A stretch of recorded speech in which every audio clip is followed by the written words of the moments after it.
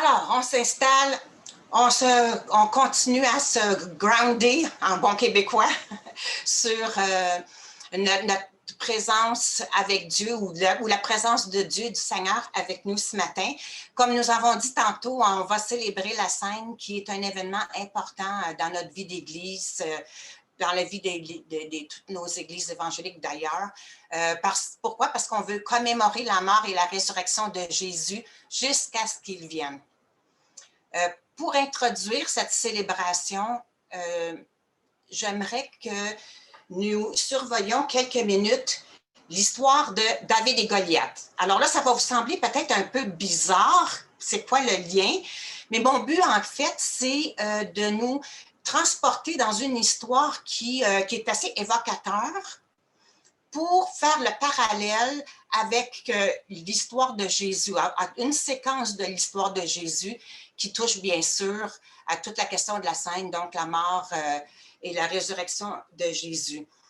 Donc, mon objectif, c'est vraiment qu'on puisse faire comme un peu un comparatif, mais que ce comparatif-là nous amène à voir ou à expérimenter peut-être une petite partie de la vie de Jésus, une petite partie de l'impact de son sacrifice à la croix pour nous sauver.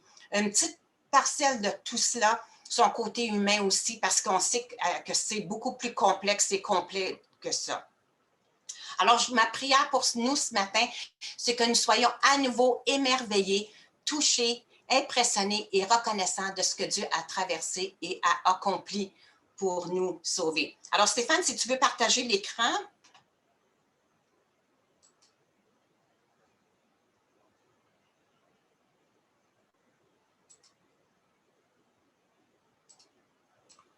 Merci. Et moi, je vais essayer de tasser ça. Voilà, comme ça. Et ça, comme ça.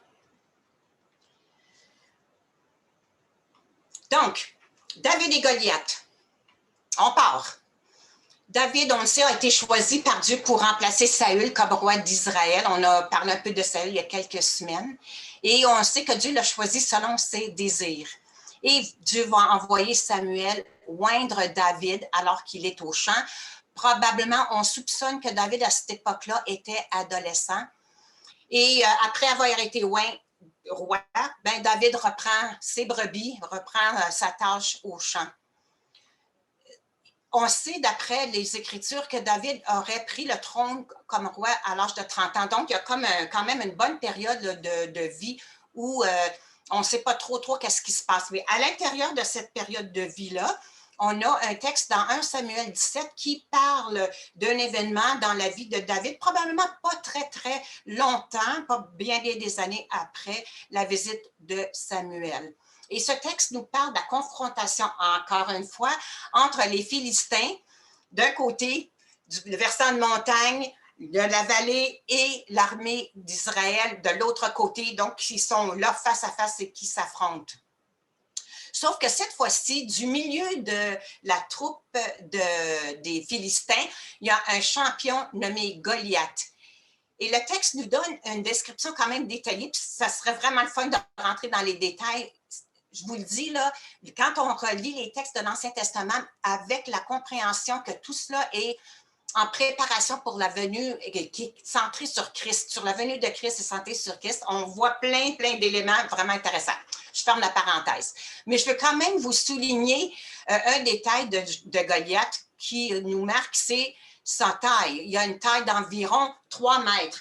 Et pour voir un petit peu, pour vous donner une idée de qu'est-ce que ça peut ressembler, à quoi ça peut ressembler, j'ai trouvé une photo d'un géant des temps modernes, donc à l'époque où on a des caméras pour prendre des photos.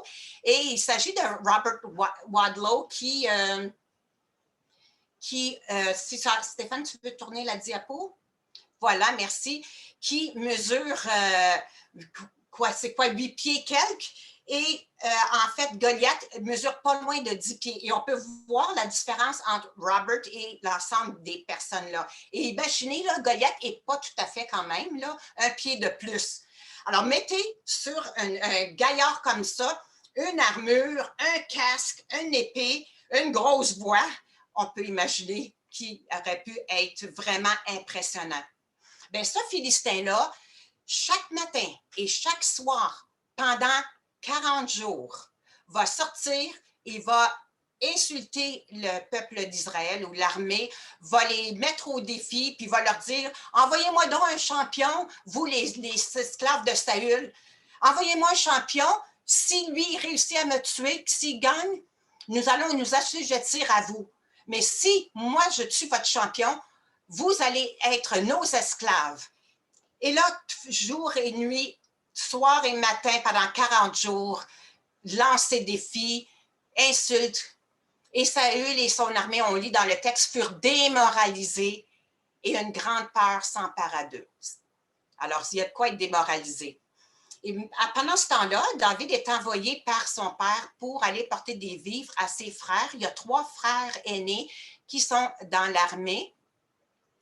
Et quand il arrive là, il tasse les soldats et se rend au front. Et là, David, entend-tu pas Goliath? Il le voit sortir puis faire son grand discours d'injures et de challenge et de défi. Puis là, David regarde autour de lui puis il se dit, ben voyons donc, il est offusqué, il est indigné de ce qu'il entend. Puis il demande, c'est qui cet incirconcis qui ose insulter les bataillons du Dieu vivant? Et là, personne ne bouge, tout le monde est effrayé. Il s'offre lui-même au roi Saül d'aller combattre ce Philistin. Là, Saül regarde ça et il dit, ben voyons donc, tu n'es qu'un gamin. Et je fais une petite parenthèse. De ce que j'ai lu, à l'époque, les soldats, pour être dans l'armée, on attendait d'avoir l'âge d'environ 20 ans. Et si on calcule que les 3 frères plus vieux de David, David avait 6 ou 7 frères, là, bon, ces 3 frères-là aînés étaient déjà dans la vingtaine, on peut estimer que David pouvait être autour de 17 ou 18 ans. Donc, c'est pas surprenant que Saül a dit « t'es rien qu'un gamin ». En plus, il n'est pas soldat, il n'a pas d'expérience comme les autres. Mais bon, Saül se trouve devant une évidence qu'il n'y a pas d'autre recours. Il ne voit pas comment il va s'en sortir autrement. Donc, donne la permission à David de combattre. Il lui donne son armure, donne son épée. Puis là, David met ça, essaie de marcher avec ça. Il n'est pas habitué, c'est lourd, c'est encombrant. Met tout ça de côté et se dirige vers Goliath en toute simplicité. Alors, il s'avance vers Goliath avec sa simple fronde et ses 5 pierres lisses qu'il a ramassées dans un cours d'eau en passant. Puis on peut imaginer le regard de Goliath en voyant David sortir des rangs. Puis là, il commence à lui faire des menaces et à l'injurier. Puis David qui répond, ah, toi, tu marches contre moi avec l'épée, la lance et le javelot. Mais moi, je marche contre toi au nom de l'Éternel, le Seigneur des armées. Et aujourd'hui même, l'Éternel me donnera la victoire sur toi. Donc, une assurance incroyable. Goliath entend ça et descend la montagne. Boum, boum, boum. J'imagine le son de ses pas. Et David, de son côté, lui, court vers la ligne ennemie au-devant de ce Philistin. Et on connaît la fin de l'histoire, hein? David prend sa fronde et lance la pierre. Et d'après ce que j'ai lu, ces pierres-là peuvent atteindre jusqu'à 150 km/h et frappe Goliath en plein front. Ben, c'est pas surprenant qu'il est tombé raide mort. Donc, vraiment une histoire qui nous impressionne, impressionnant par l'assurance de ce jeune homme qui fait vraiment contraste avec le reste de l'armée qu'on s'imagine, ils sont tous en flanc de montagne qui regardent passer ça. Et David qui est devant ce Goliath-là qui s'écroule avec toute l'armée des Philistins de l'autre côté qui le regarde, mais qui est convaincu que l'Éternel va apporter la délivrance. Et parce que c'est arrivé, il réussit à sauver non seulement l'armée, mais tout le peuple de l'esclavage. Pourquoi que je raconte tout ça? Ben, voyez ça un peu comme un preview d'un film, comme une bande-annonce ou un trame de fond, en quelque part, de ce que Jésus a subi. Le Goliath que Jésus a affronté à la croix pour nous délivrer, nous. Et c'est ça que je voudrais qu'on regarde d'un peu plus près. Donc, la confiance. David a fait confiance à l'Éternel. Alors, Stéphane, si tu veux changer la diapo. David, qu'il soit avec Saül, qu'il soit devant Goliath, il affirme haut et clair que c'est l'Éternel qui délivre. Et il fait entière confiance et ce qui lui donne le courage de faire ce qu'il a fait. Jésus, tout au long de son ministère, on l'a vu, on lit dans les 4 évangiles, passe énormément de temps en prière, mise à part pour vraiment, on pourrait dire, se connecter avec Dieu. Jean 5, 19, d'autres diapos, Stéphane nous dit, Jésus dit ceci, « Vraiment, je vous l'assure, le Fils ne peut rien faire de sa propre initiative. Il agit seulement d'après ce qu'il voit faire au Père. Tout ce que fait le Père, le Fils le fait également. » Je pense que c'est dans l'autre diapo, Stéphane, désolé. Merci. Donc, Jésus, ce qu'il est en train de dire ici, il fait rien de sa propre initiative. Donc, il est entièrement confiant, fait confiance entière à son Père. Et on peut se souvenir justement de sa prière qu'il a faite au jardin de Gethsémane à la diapo suivante, Matthieu 26, 39, où on lit ceci. Puis, il fit quelques pas, Jésus fit quelques pas, se laissant tomber la face contre terre et priant ainsi. « Oh Père, si tu veux, écarte de moi cette coupe. Toutefois que les choses se passent, non pas comme moi je le veux, mais comme toi tu le veux. » Donc, Jésus fait confiance jusqu'à la mort. Il sait là qu'est-ce qui s'en vient. Il sait qu'est-ce qui l'attend. Il sait très bien. Et si ce serait que de lui, il voudrait s'enfuir, voudrait éviter ça à tout prix, mais reste dans la confiance de son Père. Vulnérable. David était vulnérable. Il est parti sans armure, sans casque, sans bouclier. Et Jésus a vécu la même chose, mais d'autant plus. On s'est remémoré à Noël que Jésus, comment il avait quitté sa gloire qu'on ne peut même pas imaginer, d'être présent avec son Père et le Saint-Esprit dans les lieux célestes pour venir naître comme un bébé. Un bébé naissant, y a-t-il quelque chose de plus vulnérable que ça? Complètement dépendant de son papa et de sa maman et qui grandit comme un être humain.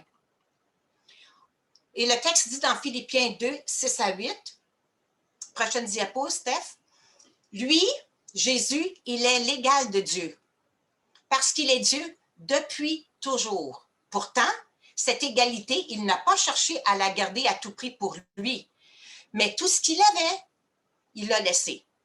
Il s'est fait serviteur, il est devenu comme les hommes et tous voyaient que c'était bien un homme. Il s'est fait plus petit encore, il a obéi jusqu'à la mort et il est mort sur une croix. Donc, on voit ici la vulnérabilité de quitter sa divinité, sa pleine divinité, de laisser tout ça pour venir en être humain sur la terre.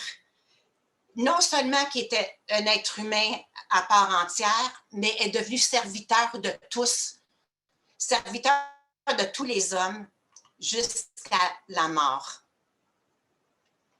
On va lire aussi une petite tranche de vie pour rentrer un petit peu plus dans cet état de vulnérabilité de Jésus-là. On va lire une partie de l'histoire, on va lire son arrestation dans Matthieu 26, 47 à 56. Qui va nous donner un petit peu aussi un aperçu de l'état de choses. Donc, Jésus n'avait pas fini de parler que Judas, l'un des 12, survint, accompagné d'une troupe nombreuse, armée d'épées et de gourdins. Cette troupe était envoyée par les chefs des prêtres et les responsables du peuple. Le traître avait convenu avec eux d'un signe en disant « Celui que j'embrasserai, c'est lui, saisissez-vous de lui. » Aussitôt, il se dirigea vers Jésus et lui dit « Bonsoir, maître », et il l'embrassa. « Mon ami, lui dit Jésus, ce que tu es venu faire ici, fais-le. » Alors les autres s'avancèrent et mettant la main sur Jésus, ils se saisirent de lui.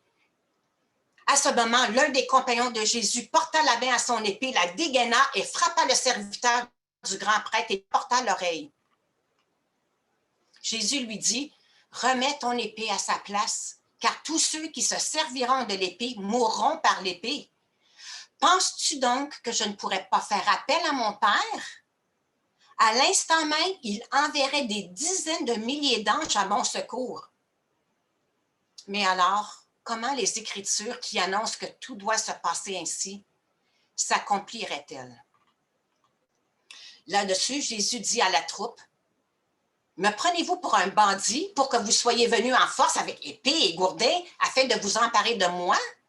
J'étais assis chaque jour dans le cours du temple pour donner mon enseignement et vous ne m'avez pas arrêté. Mais tout ceci est arrivé pour que les écrits des prophètes s'accomplissent. » Alors tous les disciples l'abandonnèrent et prirent la fuite. Voilà ce que le texte dit. Et on peut voir Jésus qui, lui, se rend vulnérable, va au-devant de la troupe armée. Accepte la trahison de Judas, ce disciple qui l'a suivi pendant 3 ans dans son intimité, qui a tout vu, tous les miracles, qui l'a accompagné matin et soir. Refuse de se défendre, refuse d'être défendu, refuse de demander la protection de son père, qui aurait pu, comme le texte dit, lui envoyer des dizaines de milliers d'anges à son secours, et vit l'abandon total de ses disciples. Et on change de diapo. Seul. David est allé seul devant Goliath, il était volontaire pour y aller. Jésus seul, volontaire lui aussi. Jésus seul devant cette foule armée, seul devant les chefs religieux, seul devant Ponce Pilate, seul devant la foule, seul devant les soldats qui le martyrent, seul à la croix, seul. Seul, il était le seul d'ailleurs qui aurait pu faire cette chose-là, qui aurait pu prendre notre place sur cette croix. Et Romains 5,15, si on peut changer la diapo, Romains 5,15 dit, en effet, si la faute d'un seul, en parlant d'Adam, a eu pour conséquence la mort de beaucoup, à bien plus forte raison, la grâce de Dieu, don gratuit qui vient d'un seul homme, Jésus-Christ, a surabondé pour beaucoup. Eh oui, surabondé. Donc, il y a une seule personne qui aurait pu le faire, mais il a quand même dû le faire seul, en tant qu'être humain, seul. Matthieu 27, 46, alors qu'il est sur la croix, Jésus va crier d'une voix forte, « Élie, Élie, lama bachthani », qui veut dire « Mon Dieu, pourquoi m'as-tu abandonné ?» Et là, Jésus vit l'abandon de son Père. Il se voit vraiment, vraiment seul. Seul pour nous sauver. Mais on sait que l'histoire finit bien pour David. Il réussit à vaincre Goliath. On change de diapo. David gagne le combat, tue Goliath, ce qui permet à l'armée de vaincre les ennemis et libère Israël de la menace d'esclavage aux Philistins. Vainqueur.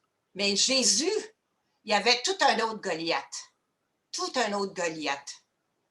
Jésus a vaincu la mort, a vaincu le mal et le péché, et parce qu'il a vaincu la mort et le péché, nous libère de l'esclavage du péché, nous libère de tout ce qui nous empêche de devenir à son image. On va regarder quelques textes qui confirment cela. 1 Corinthiens 15, 21. Car, puisque la mort est venue par un homme, encore là Adam, c'est aussi par un homme, Jésus, qu'est venue la résurrection des morts.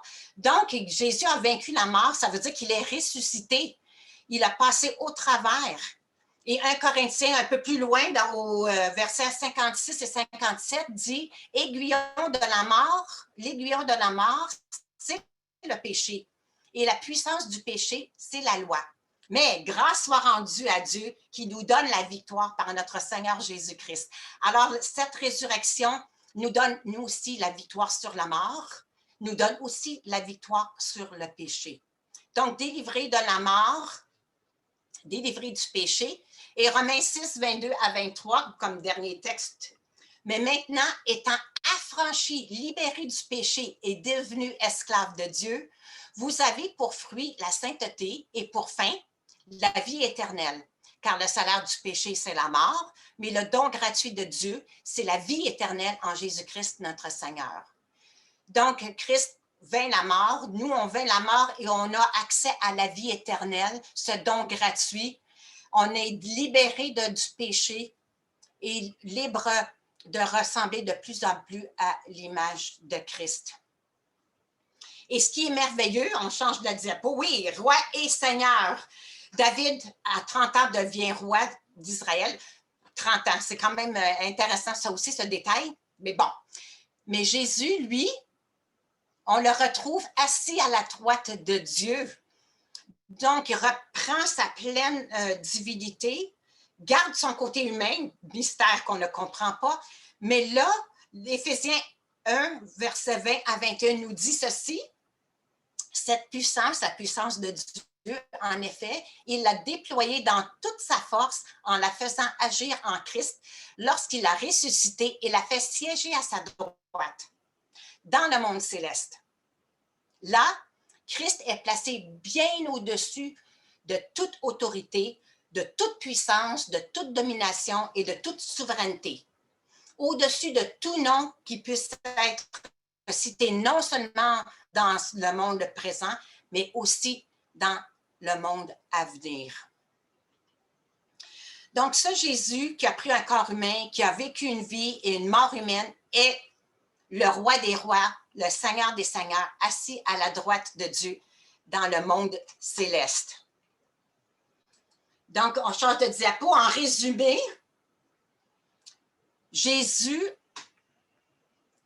s'est rendu, premièrement, a fait entière confiance à Dieu, était confiant à Dieu, savait qu'il pouvait aller jusqu'au bout parce que c'était la volonté de son Père et il pouvait s'appuyer sur lui, il pouvait se ressourcer avec lui.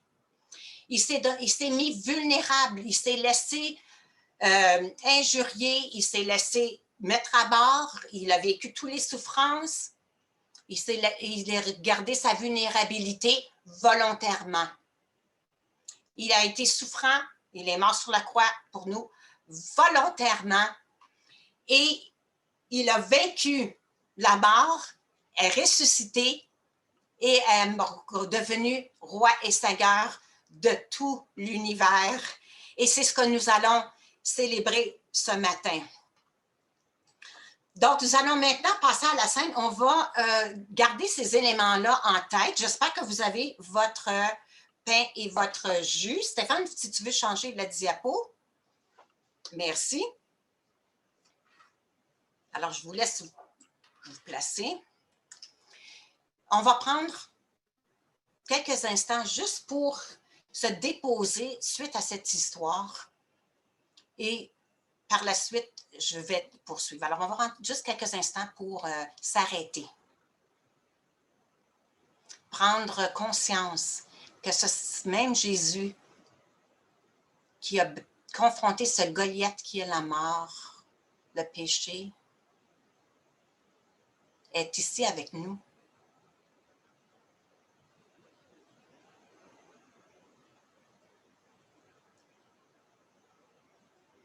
Ce même Jésus nous invite, nous qui avons mis notre confiance en lui, nous qui nous sommes engagés à le suivre au sein d'une communauté de frères et de sœurs.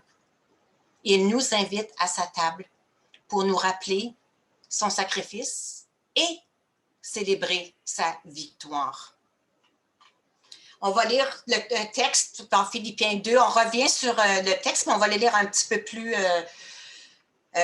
longuement. C'est Philippiens 2, versets 6 à 11. Lui, Jésus, qui était de condition divine, ne chercha pas à profiter de l'égalité avec Dieu, mais il s'est dépouillé lui-même et il a pris la condition d'un serviteur en se rendant semblable aux hommes, se trouvant ainsi reconnu à son aspect comme un simple homme. Il s'abaissa lui-même en devenant obéissant jusqu'à subir la mort, oui, la mort sur la croix. C'est pourquoi Dieu l'a élevé à la plus haute place et lui a donné le nom qui est au-dessus de tout nom, pour qu'au nom de Jésus, tout être s'agenouille dans les cieux, sur la terre et jusque sous la terre, et que chacun déclare Jésus-Christ est Seigneur à la gloire de Dieu le Père. Je vous invite à prier avec moi.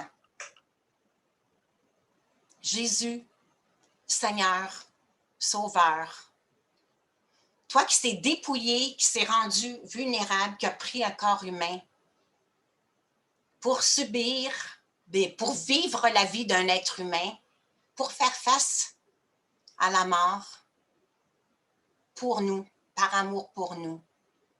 Ce matin, on veut prendre ce temps pour réaliser l'ampleur, en quelque part, juste une petite parcelle de l'ampleur de ce geste que tu as eu pour nous. Alors, frères et sœurs, buvons, prenons ce vin ou ce jus en mémoire du sang de Jésus versé pour nous. Buvons.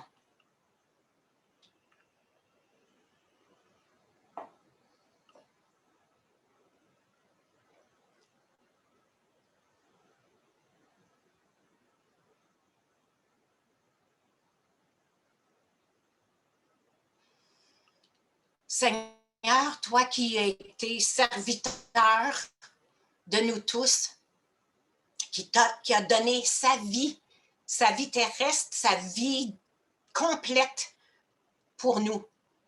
Tu as vécu cette mort et cette souffrance seul, mais tu étais le seul qui pouvait le faire. Et c'est ce qu'on veut reconnaître aussi ce matin. On veut reconnaître que tu étais le seul capable de prendre notre place, de mourir à notre place pour nous sauver de notre incapacité de vivre la vie que tu nous appelles à vivre, d'être les êtres humains que tu nous appelles à être. Et Seigneur, on veut reconnaître ça, que tu étais le seul qui pouvait le faire. Et parce que tu as brisé ton corps pour nous, nous voulons manger ce pain pour remémorer, pour se rappeler ton corps brisé pour nous. Alors, frères et sœurs, mangeons ce pain en mémoire du corps brisé pour nous et par amour pour nous. Mangeons.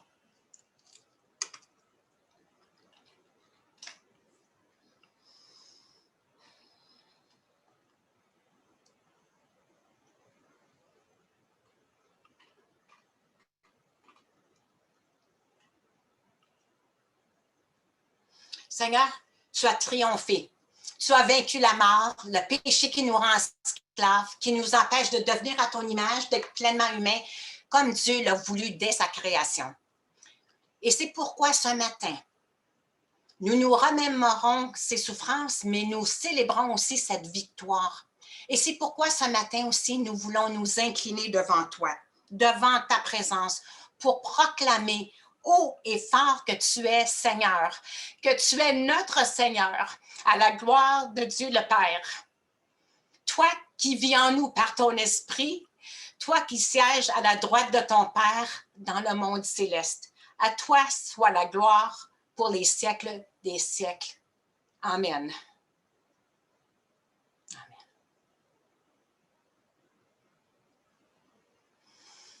Je laisse maintenant un temps de louange avec Alain.